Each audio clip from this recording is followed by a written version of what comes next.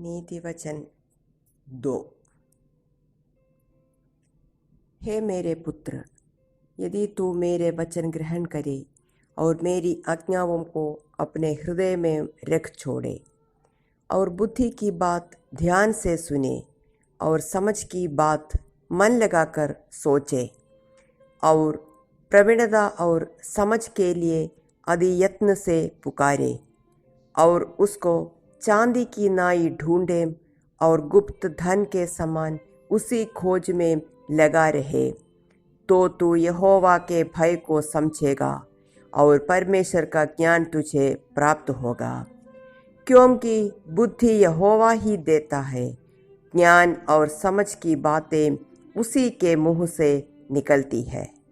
वह सीधे लोगों के लिए खरी बुद्धि रख छोड़ता है, जो खराई से चलते हैं उनके लिए वह ढाल ठहरता है।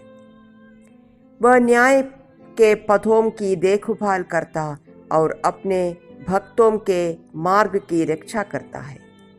तब तो धर्म और न्याय और सीधाई को निदान सब भली भाली चाल समझ सकेगा। क्योंकि बुद्धि तो तेरे हृदय में प्रवेश करेगी और ज्ञान तुझे मन भावु लगेगा।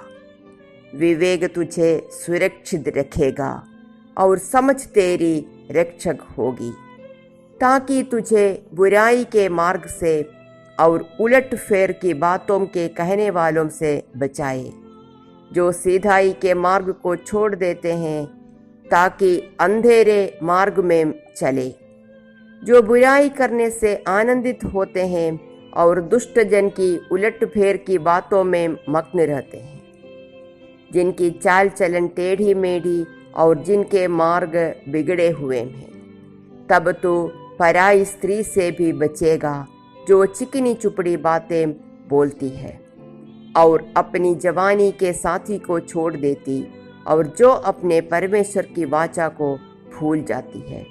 उसका घर मृत्यु की ढलान पर है और उसी डगरे मरे हुओं के बीच पहुंचाती है। जो उसके पास जाते हैं उनमें से कोई भी लौट कर नहीं आता और ना वे जीवन का मार्ग पाते हैं।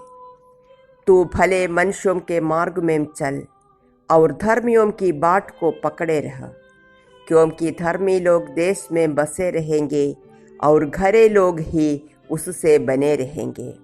दुष्ट लोग देश में से नाश होंगे और विश्वासघाती उसमें से उखाड़े जाएंगे।